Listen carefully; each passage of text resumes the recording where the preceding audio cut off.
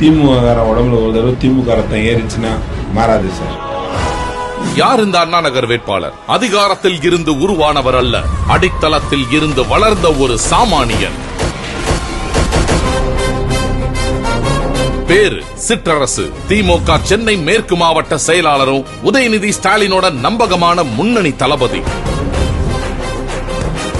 ஆனா இது மட்டும் இவர் அண்ணா நகர்ல களமிறங்க காரணம் இல்ல. சென்னை மேற்கு மாவட்ட இளைஞரணி அமைப்பாளராய் இருந்து பிறகு மாவட்ட செயலாளர் பதவிக்கு உயர்ந்தாரு. ஒவ்வொரு கட்டத்திலும் உழைப்பை மட்டுமே நம்பி மேலே வந்தவர். அடிமட்ட தொண்டன் திமுகவுல ஒரு இடத்துக்கு வர முடியும்னாக்கா அதுக்கு நான் மிகப்பெரிய ஒரு உதாரணம்.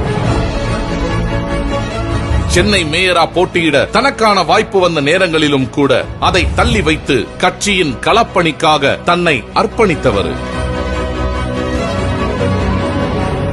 மக்களுடனே இருந்து அவர்களின் பிரச்சனைகளை கேட்டு அதற்காக ஓடி உழைத்தவர். ஒரு அரசியல்வாதி என்ற அடையாளத்தை விட மக்கள் சேவகர் என்ற அடையாளத்தையே தனக்கான அடையாளமாக்கியவர். இன்று அந்த நீண்ட பயணத்தின் தொடர்ச்சியாக அண்ணா நகர் சட்டமன்ற தொகுதியில் களமிறங்குகிறார்.